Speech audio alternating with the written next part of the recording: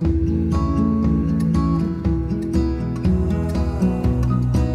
¿cómo están? Bienvenidos al primer episodio del podcast Creando Sonrisas, una iniciativa de Fundación Hiwaki. Mi nombre es Sara Castillo y voy a estarles acompañando en todas las entregas de este maravilloso podcast en donde estaremos abordando temas relacionados con la fisura labiopalatina. Estaremos contando con expertos, especialistas y personas que son participantes en el tratamiento de pacientes en esta condición. Bienvenidos al primer episodio de Creando Sonrisas.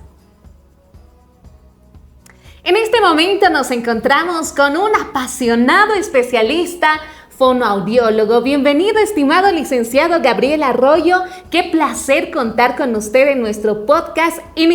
Arrancar de esta manera tan impresionante. Bienvenido. Bueno, pues muchas gracias por la invitación. Yo pues encantadísimo de poder formar parte de estas iniciativas, de poder contribuir, ¿no? Con un granito de arena, cualquier tipo de iniciativa o proyecto que se tenga. Pues yo, pues feliz de estar acá. ¡Qué lindo! Y bueno, estamos acá para que junto con usted podamos ver cuál es el papel de la fonoaudiología en el tratamiento de pacientes con fisura labiopalatina. Es por ello que antes de empezar con este tema, le pido que por favor nos pueda hablar, nos pueda comentar un poco sobre su persona, quién es usted y también sobre su trayectoria en el Hospital Munay, donde también trabaja. Claro, pues bueno, mi nombre es Gabriel Alejandro Arroyo Reyes, fonoaudiólogo de profesión. Pues, ¿por dónde empezar? Pues mira, cuando yo llegué acá, es como que por una suma de cosas y un montón de cositas, pero yo conocí a Munay y a la fundación a través del primer congreso que se realizó el 2019, si mal no me equivoco. Yo todavía era estudiante y participé del congreso. Me llamó bastante la atención el abordaje multidisciplinario de esta condición. El cómo no solo la parte quirúrgica, sino también la parte terapéutica está muy metido en todo esto, ¿no? Entonces yo quedé asombradísimo y dije, wow, qué interesante. Y el destino, la vida me volvió a poner en este lugar porque cuando yo ya hacía mi interno rotatorio, tuve la oportunidad de estar igual formando parte de la institución. Y en ese entonces mi docente asistencial era la licenciada Claudia. Claudia, ¿dónde estés, Oli? Un saludo a Claudia. Una de las primeras personas que me ha abierto las puertas, me recibí con una gran sonrisa. Ha sido mi mentora en parte de mi formación en cuanto al abordaje, ¿no? Al manejo de paciente con LPH. Entonces le agradezco mucho, le agradezco bastante. Y pues ya yo empecé a formarme acá, empecé a tomar cursos, empecé a meterme más en lo que es el mundo del labio paladar hendido, porque es una cosa amplia, es bastante diferente de lo que alguna vez uno, por ejemplo, en la formación en pregrado puede tener en relación a lo que ya se ve en el ámbito profesional, es decir, con el paciente enfrente y con cada historia que uno escucha. Uy, qué bonito lo que nos cuenta. Entonces, básicamente en el Hospital Munay inició su carrera profesional, ¿no es cierto? ¡Qué bendición! Y contar con usted. Mire, considero que hay personas que también en este momento nos están viendo y dicen, ¿qué será fisura labiopalatina? También esto de labio paladar hendido, pues lo conocen generalmente en el cotidiano hablar como labio leporino, ¿no? Pero los nombres que les estamos dando son ya nombres más científicos, médicos. Y como decía usted, estimado licenciado, es realmente amplio. Uno puede pensar y decir, con una cirugía o unas cuantas cirugías se soluciona el problema, pero ¿será solamente eso? Considero que no, porque a partir de lo que estamos viendo en el hospital, en la fundación, acá también se involucra la fonoaudiología, ¿verdad? Es por ello que me gustaría, por favor, que nos pueda mencionar cuál es el papel dentro de la fonoaudiología en pacientes con esta condición. Pues mira, Sara, es interesante cómo una condición puede afectar en menor o mayor medida a una persona. En este caso, como bien lo mencionabas, labio paladar hendido, oficio labio palatina es el nombre con el que se debe referir a esta condición. Porque el labio leporino es un poquito más peyorativo, pero también es como lo conoce la mayoría de la población. En cuanto al rol y al manejo fonoaudiológico en cuanto al paciente con labio paladar hendido, abarcamos varias áreas. La primera está en relación a la deglución, es decir, a la alimentación, porque si bien el paciente ingresa en una etapa temprana, es decir, a la primera semana de nacido, es derivado acá y llega al hospital, lo que se hace acá es una valoración de la deglución. Valoramos la técnica y postura de la persona a quien está alimentando, se valora los reflejos, se ve y se busca que la deglución sea segura y eficaz para el paciente. Es decir, que no repercuta de manera negativa en su nutrición. Porque dentro del manejo quirúrgico está que el paciente, ¿no?, debe cumplir un determinado peso a una determinada edad para entrar a su primera intervención. Es por eso que nuestro rol está en verificar de la mano de enfermería y lactancia materna que estos procesos se den de manera adecuada para que el paciente pueda alimentarse y nutrirse para el ingreso a su primera cirugía en cuanto al área de deglución. Pero también, hablando un poquito más ya de parte anatómica y estructural, pues los pacientes pueden tener algunas secuelas, algunas cositas más metidas ahí. En este caso, llegando a ser la deglución atípica y la deglución adaptada. Principalmente por la malformación craneofacial, por la forma y la posición del paladar y los dientes, va a ocasionar, ¿no?, que el paciente desarrolle un tipo de deglución que sea atípica. Entonces, si dentro de nuestra valoración percibimos eso, pues también atendemos la deglución atípica y la deglución adaptada. Principalmente porque acarrea problemas que van a ser más serios más adelante. Es decir, que nuestra misión es ir evitando que algunas cositas se vayan dando para no sumarnos más cosas negativas dentro de, el desarrollo del paciente, en este caso si venía desde etapas tempranas. El segundo punto que se valora es la parte auditiva, porque vuelvo al punto de que al tener esta condición se van a afectar otras estructuras adyacentes más. En este caso, la trompa de Eustaquio. Tal vez alguna vez has escuchado de la trompa de Eustaquio. En el colegio, sí, ¿no? En biología, en la materia de biología, pero me interesa cómo funcionaría en ese aspecto. Pues la trompa de Eustaquio cumple una función importante. Nos ayuda a regular la presión del oído y a mantenerlo limpio, mantenerlo ventilado. Porque el oído medio es una estructura que no tiene contacto con nadie. Es decir, por la parte del oído externo solo llega hasta el tímpano y por adentro está pues completamente cerrado. Y este conducto solo se abre cuando, por ejemplo, vamos a bostezar y cuando vamos a tragar. Y ahí es cuando estamos viajando, por ejemplo, no sé, nos estamos yendo a los yungas y ¡pum! Se ha tapado mi oreja, ¿qué voy a hacer? Mastica chicle, bosteza. Entonces ahí generamos que se libere, ¿no? La trompa de Eustaquio. En el caso de la fisura, lo que va a pasar es que se genera una disfunción tubárica. Va a ocasionarse que el conducto esté permanentemente abierto hasta la intervención quirúrgica. Entonces, qué es lo que puede ocasionar? Infecciones de oído medio. ¿Por qué? Porque esta estructura anatómica en todos los niños que tengan o no tengan esta condición está dispuesto en una manera horizontal hasta los 7 años. Después ya se va acomodando la forma que debería tener. Entonces, eso los hace más propensos a infecciones de oído medio. Por lo que nuestro actuar está en la valoración videootoscópica, es decir, ocupando el otoscopio para ver la integridad del tímpano.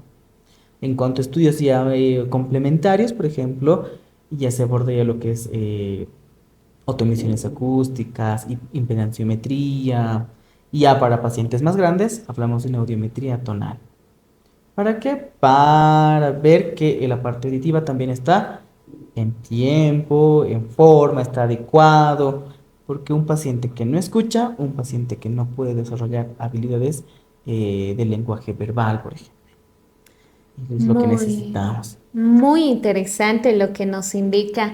Mire, yo antes pensaba en mi ignorancia que solamente tal vez sucedía complicaciones al momento de hablar cuando uno tenía el labio paladar hendido. Sin embargo, de acuerdo a lo que usted nos menciona, también afecta al oído. Ahora, mi siguiente pregunta va relacionada con cuando llega un niño tal vez se le deriva a fonoaudiología, ¿en qué consisten sus terapias? Para que también las mamás digan, uy, no, es necesario que lo haga, que le lleve a mi hijo. Bueno, pues una vez, como ya te comentaba, terminadas las evaluaciones de deglución y audición, entramos a lo que es la parte de comunicación. Entonces, ya hablamos de lo que es comunicación, lenguaje y habla. Eh, Antes, ¿no? Se pensaba que todo era uno solo. Son uno, pero para que sea más fácil de comprender, a mí me gusta a veces un poquito separarlos. Entonces, yo les digo, la comunicación es ese acto de interacción. ¿Por qué? Porque la comunicación en su forma base es un emisor, un receptor, un mensaje, un código, un canal, que busca esa retroalimentación. En cuanto al lenguaje, es un poquito ya más de normas y reglas metalingüísticas, o sea, que requiere de todo el proceso cognitivo para poder entender las normas sociales, para poder pensar en una solución a algo, o hasta en el hecho de pensar en cómo voy a comunicar algo. Y para que se dé ese proceso está la articulación, está el habla, que es un proceso netamente motor. Entonces, lo que hacemos dentro de servicio ya es valorar lenguaje y habla. Entonces, por ejemplo, vemos que cuando el chiqui o la chiqui entra al servicio, vemos, ¿no? Cuántos años tiene. Digamos que tiene 3 años y vamos a ver si su nivel de lenguaje y habla está acorde a esa edad. Es decir, que se espera que haga 3 años, que pueda comunicarse de manera independiente, que tenga un vocabulario amplio, que en cuanto a oraciones pueda usar, por ejemplo, la mamá no vino, yo quiero un pan, por ejemplo. Y en cuanto a habla, en referente a la fisura, vamos a ver el tema de la articulación compensatoria, que es una secuela de la fisura labiopalatina. ¿Por qué? Porque requerimos de estructuras para hacer estos sonidos. En este caso, dentro de nuestro idioma, del idioma español, sonidos como la P, T, K, F, S, Ch y J requieren de un cierre completo del esfínter velofaríngeo. ¿Y qué es el esfínter velofaríngeo? Es una estructura que está compuesta por las paredes faríngeas y la campanita y el velo del paladar. Entonces, ¿qué es lo que pasa? Hagamos de cuenta que ese es el paladar duro, el paladar blando y la campanita. Y por la parte de atrás están las paredes faríngeas. Cuando, por ejemplo, yo quiero decir papá, casa, teta, tete, por ejemplo, ¿qué es lo que va a pasar? Esa estructura va a cerrar, evitando que el aire se escape por la nariz. Y esa es una de las cosas que caracteriza al paciente con esa condición, no la voz gangosa que dice. Es porque la estructura no cierra por completo. ¿Y qué hace el cerebro? El cerebro va a buscar articular estos sonidos. En alguna parte de nuestro cuerpo lo va a hacer. Entonces, como el cerebro al principio tenía la condición, estaba abierto el paladar, el cerebro va a reconocer la estructura tal y como ha venido. Porque para el cuerpo es normal que haya nacido así. Entonces, una vez que se realiza la cirugía, al cuerpo y al cerebro le va a tomar tiempo reconocer esta nueva estructura. Porque para el cerebro es nuevo. Por lo que ahí se presenta la articulación compensatoria. Si bien estos sonidos no se van a articular a este nivel, van a buscar otras partes de nuestro cuerpo para articular. En este caso, por ejemplo, en lugar de ser papá, o ¿Es por qué? Porque no se está articulando de forma correcta. Es por eso que ahí entra la parte terapéutica para la corrección de la articulación compensatoria. Porque más adelante vienen otros estudios complementarios. como la nasofibroscopía o la nasometría para la detección de insuficiencia venofaríngea. Muy bien, qué interesante realmente, licenciado. Estamos acá hablando sobre este tema tan interesante e importante sobre el papel de la fonoaudiología en pacientes con fisura labiopalatina para aquellos que, bueno, se están conectando recién tal vez. Mi pregunta siguiente es, ¿a través de qué técnicas, tal vez podríamos decir, ejercicios se podría mejorar esto del habla y de aquellos problemas que usted nos comentaba anteriormente? Bueno, pues en cuanto a la parte terapéutica enfocada en técnicas, estas van a variar. Es decir, puede que el paciente tenga el mismo diagnóstico, pero en la práctica como tal ya va a variar la forma de intervenir. Por ejemplo, lo que yo veo en los pacientes es el tipo de aprendizaje que tienen.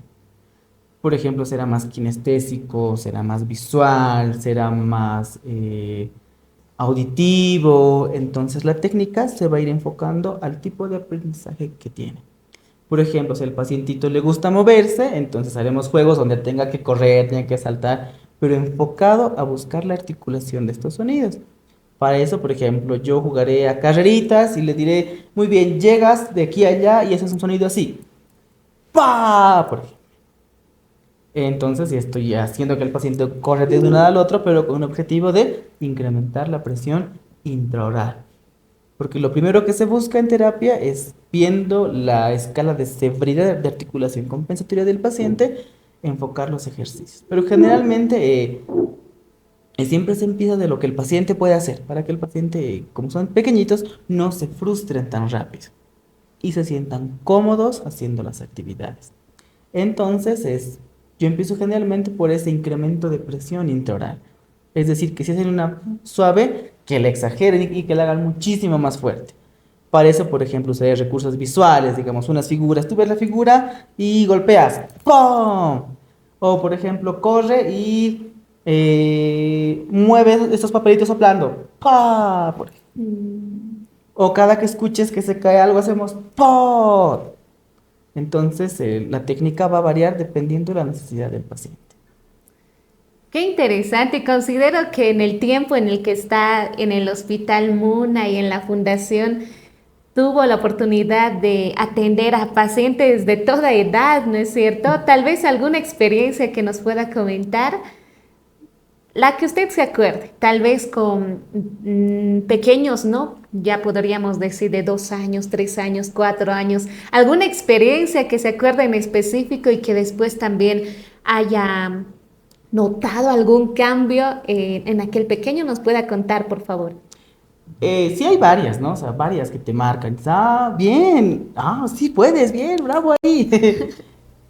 Por ejemplo, una de las más interesantes es de un pacientito, Alexander. Alex, ¿estás ahí? ¿Nos estás viendo? ¡Oli! Hola, Alex. ¿Cuántos años tiene Él ha Alex? ingresado pequeñito y hace casi como más o menos un mes a 2 meses ya lo dimos de terapia de lenguaje Sí. porque entró con un nivel de lenguaje muy bajito. Entonces trabajamos con mamá de la terapia y no, pues era toda una odisea porque a Ale le costaba bastante seguir instrucciones, tener un juego ordenado y eso le dificultaba a la expresión de sus ideas. Entonces con mamá era bien, vamos a hacer esto, esto, esto, esto. Y vimos que de a poquito, de a poquito, de a poquito, porque pensábamos, ¿no? Es que mamá me decía, es que siento que puede y no puede, digamos. Entonces, de un día para el otro, todo lo que hicimos, plum, despertó y ya le era otro niño. Y le Wow. dije, la mamá me decía, sí, ahora ya está hablando más, ya tiene más palabritas, ya está pidiendo sus cositas como debería, ya está estructurando oraciones, y lo veíamos, ¿no? Ahora sí, Sí. trabajemos en pedir cosas, trabajemos en entregar cosas, trabajemos en estructurar frases de esta forma. Y la mamá igual muy comprometida con la terapia, le daba el seguimiento en casita. Entonces ya para la última decimos, no, Ale ya está para adelante. Y Ale me decían, la mamá me decía, no, es que Ale no quiere irse. Y hace como que 2 lunes más o menos atrás me manda un mensaje a la mamá. le está tocando su puerta, está esperando que salga.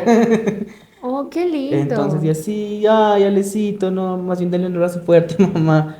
Entonces, ver, ¿no? Cómo ingresa Sí. el paciente y cómo de a poquito va agarrándole el sentido y cómo esto puede, explota de un día para el otro y ya el desarrollo del lenguaje, ¡prum! Ya saltó. Por ejemplo, en este pacientito no generó articulación compensatoria.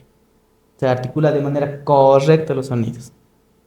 Entonces decíamos, no, ya está listo para el alta, ya tienes este nivel de lenguaje, mamá, reforzamos esto en casita. Y ya una vez que el lenguaje, por ejemplo, ya llega a un buen nivel, va a desarrollarse de manera, en base en cuanto a la familia, por ejemplo, apoya en este caso. Si la familia apoya, entonces va a seguir avanzando. Por eso yo siempre les digo, la familia es súper importante en el momento de abordar el aspecto terapéutico, porque la familia es el núcleo principal. Entonces yo trato de que la familia igual se involucre bastante con las actividades. Y en este caso la mamá se involucró al 100%. Sí, Bueno, igual es un paciente chiqui y luego también un paciente adolescente a ver. que llegó con un grado de articulación compensatoria severo. No, y el papá decía es que no puede, la mamá decía puede, y era muy interesante. Y ahora hay grandes resultados, ya articula muy bien los sonidos, incluso como él siendo adolescente ya se da cuenta, porque al principio él vivía en una negación, no puedo hacer, no me sale, no, no puedo, pero una vez que ya había empezado a hacer los sonidos, entonces me dice, sí, sí puedo. Entonces él también ya empezaba a exigirse más, porque al ser adolescentes buscamos, ¿no? Pertenecer a un grupo social, ser parte de... Entonces, ese era su mayor miedo de él, ¿no? O sea, él no hablaba por miedo a que le escuchen cómo articulaba. Pero ahora que ya, y le digo, ya, tienes que hacer amigos, tienes que empezar a juntarte con más personas que te escuchen, hasta de notar. Entonces, eso, ver Qué ese cambio, ¿no? lindo. Que a veces uno como terapeuta a veces no ve, pero los papás dicen, sí, es que hace, de verdad hace. Y es como que súper gratificante saber que lo que haces da resultados. Y es como que, ah, está bien, lo estamos haciendo bien. Sí, ¿y en cuánto tiempo dará los resultados de acuerdo a lo que ha ido viendo en este transcurso? Eso va variando. Uno va variando, por ejemplo, el tiempo que vengan a terapia, si vendrán 2 veces por semana, tres, una, el tiempo que los papis le dediquen también a reforzar. Porque si bien la terapia tiene un tiempo determinado de duración de una sesión, es importante que esta sesión se pueda volcar en actividades en la casita. ¿Para qué? Para que al paciente esto le haga sentido. Porque al final, si solo lo trabajamos en terapia, lo va a usar solo cuando estemos en terapia. Y quién sabe si por tanto refuerzo le salga en casita. Pero para que la familia sea más consciente de esto, es importante el refuerzo en casa. Así que el tiempo en el que se ven haciendo los resultados puede variar. No hay unos días. En 2 meses sería mentir. Generalmente es en cuanto el paciente asimile la actividad, la funcionalidad que le demos a la actividad y el cómo se puede trabajar esta actividad en la casita. Muy interesante realmente, estimado licenciado. ¿Qué pasa si un papá, por ejemplo, decide, claro, dar un buen paso y dice, voy a hacer que a mi hijo le operen, ¿no? Le realicen la cirugía y luego se olvida, ya no les pueden traer a terapias? ¿Qué complicaciones puede sufrir el paciente que ha sido pues intervenido con una cirugía al no recibir terapias? ¿Cuáles serían las consecuencias de no tener terapias posteriores? Bien, pues después de cada intervención quirúrgica siempre viene el cuidado postquirúrgico, ¿no? Que en este Exacto. caso la parte de cirugía la da. Por ejemplo, no sé, te operamos paladar y descansas un mes. Un mes en el que no va a hacer terapia, un mes en el que los papis van a estar cuidándolo más. Y lo que pasa es que luego el papá o la mamá dice, ¿sabes?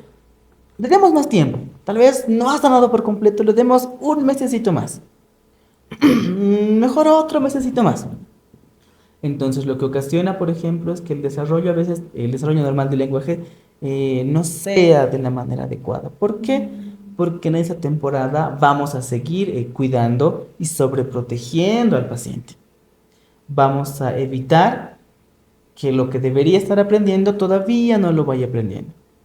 Por el miedo a que, por ejemplo, se vuelva a abrir la cirugía, que se salten los puntos, lo que a veces pasa por la cabeza de los papis, ¿no? Como en toda cirugía, ¿no?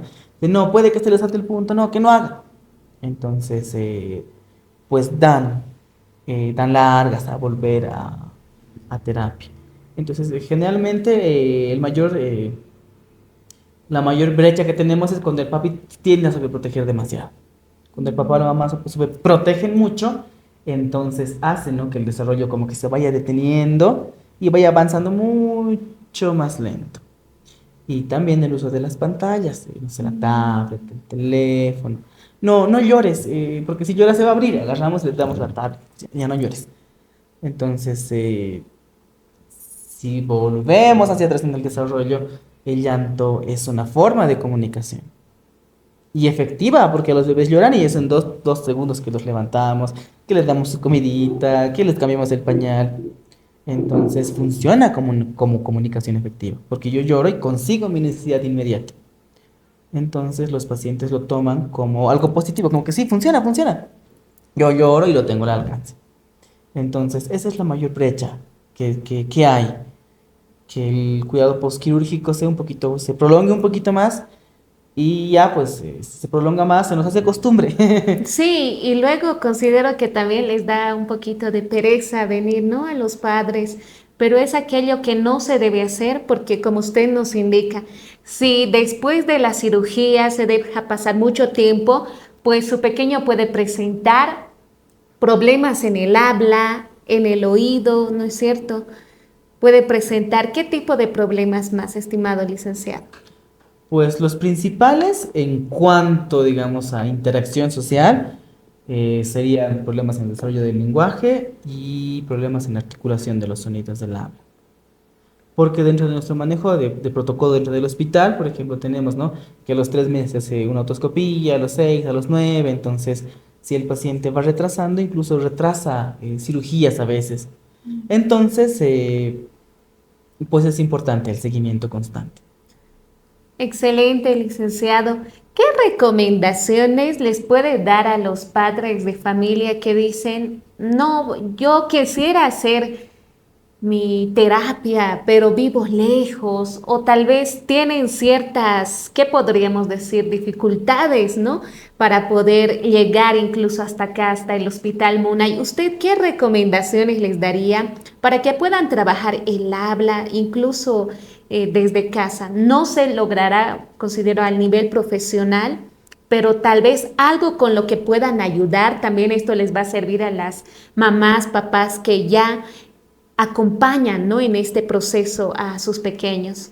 ¿Qué recomendaciones? La más importante, papis y mamis, no demos teléfonos, no demos pantallas.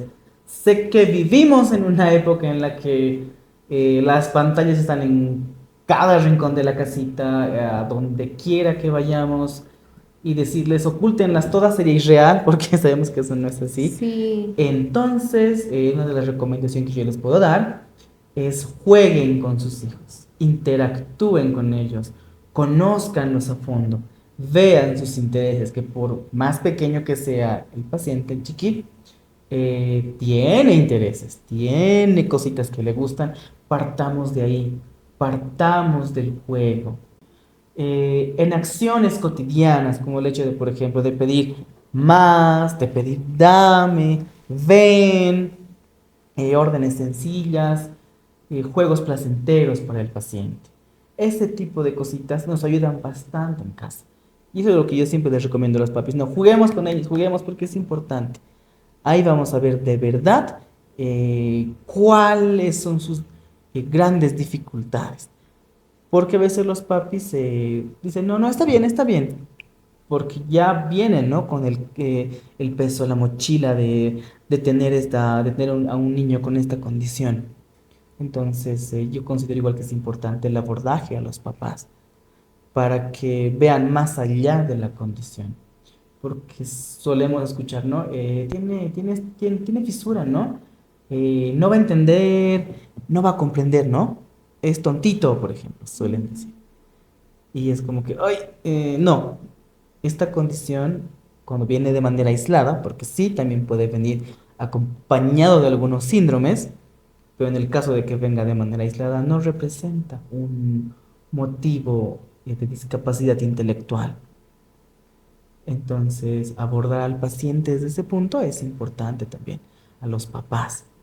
Por eso, papis, jueguen. Vuelvo y repito, jueguen. Es la mejor herramienta para trabajar con nuestros chiquis en casa. El juego. Como se puede decir, pequeñas acciones lograrán grandes cambios.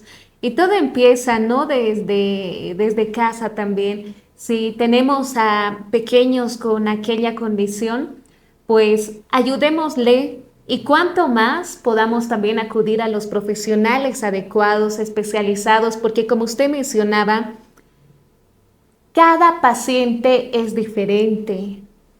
Mucho varía por la edad, varía por ¿qué podríamos decir? Las implicaciones que tiene, ¿no? Dentro de su fisura el labio-palatina. Entonces, es por ello que acá, por ejemplo, en el Hospital Munay, perteneciente también, o bueno, en asociación con la Fundación Higuaki, se trabaja de manera multidisciplinaria con diferentes áreas y eso es algo muy bonito también en esta fundación, estimado licenciado. Ya para ir concluyendo también con este podcast, me gustaría consultarle a usted qué avances o tendencias usted vería que en el campo de la fonoaudiología favorecería más a este tipo de pacientes con fisura labiopalatina. Pues lo que está en tendencia ahora muchísimo es la terapia a distancia, ¿no? O sea, la terapia virtual ha abierto puertas grandes al tema del abordaje, no solo en esta condición, ¿no? Sino en cualquier condición de trastorno de desarrollo del lenguaje o trastorno del habla, por ejemplo. La terapia virtual es una opción muy interesante. Si bien los papás no pueden, digamos, venir de manera presencial, pero con una terapia virtual el papá toma un rol más importante, un rol más protagónico al momento de hacer terapia. Entonces yo considero que la terapia a distancia es una gran herramienta, una herramienta muy poderosa, siempre y cuando la sepamos manejar y orientar. ¿Por qué? Porque, por ejemplo, aplicativos como Canva pueden hacer cosas increíbles en cuanto a material de trabajo para que los papis y los chiquis en casa puedan continuar con la terapia. Es muy interesante. Pues, yo le doy crédito a la terapia a distancia. Puede funcionar siempre y cuando los papis también estén comprometidos con ella. Excelente. Acá en el Hospital Muna y también se brindan, ¿no? Terapias a distancia. Así que si hay alguien aún que nos está viendo desde otro lugar, Ribera Alta, Cobija, pues mientras se pueda hacer estas terapias a distancia, aprovechen. Tenemos también números de contacto, hay muchos números que pues les pueden ayudar, les pueden brindar la información que ustedes requieran. Y bueno, estimado licenciado, hay algo que me sorprende bastante de usted y es cómo les trata, cómo se relaciona con los niños. Es muy, muy bonito. Si tal vez las personas que están viendo esta transmisión, están viendo este podcast, pudiesen observar, pues tiene una relación muy bonita. Felicitarle por esta gran labor que usted tiene en el hospital y también en este campo de la fonoaudiología que es tan hermoso. Ya por último, estimado licenciado, me gustaría que por favor pueda brindar un mensaje a todos los padres que tal vez dicen, no, mi hijo ha nacido con esta condición. Solo recibo tal vez las miradas de la gente que me lo observan, ¿no? Hasta algunas veces con rechazo, no saben qué hacer. ¿Qué consejo usted les puede dar? También palabras de aliento para todos aquellos padres guerreros. Papis, mamis, yo sé que a veces nos sentimos solos y que lo que nos está pasando solo nos está pasando a nosotros. Recuerden que no están solos, recuerden que sus hijos lo son todo tanto como para ustedes como para ellos mismos, ¿no? No están solos, cuentan acá con una fundación, con un hospital que los va a recibir con los brazos abiertos, que les va a tratar con calidad y calidez, porque eso es lo más importante. Recuerden que una condición no limita a nada, no nos va a limitar jamás a nada en absoluto, porque quienes ponemos las limitaciones somos nosotros. Entonces, quitémonos esas barreras, quitémonos esas ideas de la mente, porque todo se puede en esta vida. Entonces también podemos, con todo lo que la vida nos ponga por delante. Somos fuertes, somos guerreros, porque vamos a poder con todo y con más. No se sientan solos. Aquí estamos para ustedes. Un fuerte aplauso para usted. Muchísimas gracias. Qué lindo tenerlo en este podcast, estimado Gabriel, estimado licenciado Gabriel. Y bueno, ya con esto nos despedimos. Muchísimas gracias por ser parte de este podcast de Creando Sonrisas, donde estuvimos abordando este tema del papel de la fonoaudiología en pacientes con fisura labiopalatina. Nuestro siguiente episodio será dentro de muy poco tiempo. Espérenlo, que estaremos también con historias que nos inspiren y que nos transformen. Eso sería todo. Muchísimas gracias. Soy Sara Castillo y con mi persona será hasta la siguiente entrega. Chao, chao.